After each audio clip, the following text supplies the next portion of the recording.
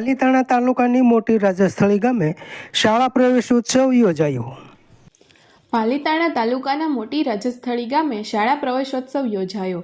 પાલીતાણાના મોટી રાજસ્થળી ગામે સરકારના અધિકારીઓ કુલદીપસિંહ, કેતનભાઈ અને શાળાના આચાર્ય રણજીતભાઈ દ્વારા શાળામાં નવા વિદ્યાર્થીઓના પ્રથમ પ્રવેશનો કાર્યક્રમ યોજાયો। આ તબક્કે ગામના પૂર્વ સરપંચ, જિલ્લા ભાજપના પૂર્વ મહામંત્રી નાનુભાઈ ડાખરા, સરપંચ વિનુભાઈ ચુડાસમા, જિગ્નેશભાઈ ચૌહાણ, ભગવાનભાઈ ડાખરા, દુલાભાઈ વાકાણી સહિત આગેવાનો જોડાયા।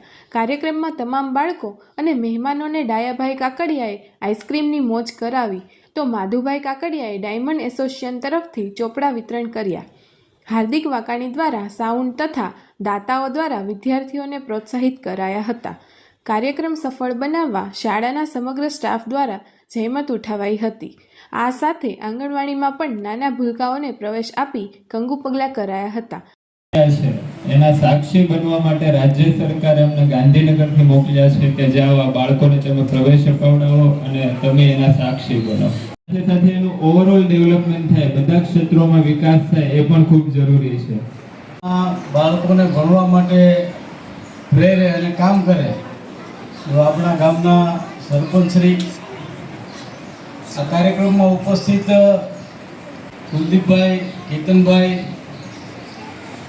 ગામના સૌ આગેવાનો ભાઈ શ્રી માધુભાઈ, જિગ્નેશભાઈ, ભગવાનભાઈ, ભગતભાઈ, સૌ ગામના અમિતભાઈ, આગેવાનો, શિક્ષક મિત્રો, બહેનો અને વિદ્યાર્થી ભાઈઓ બહેનો,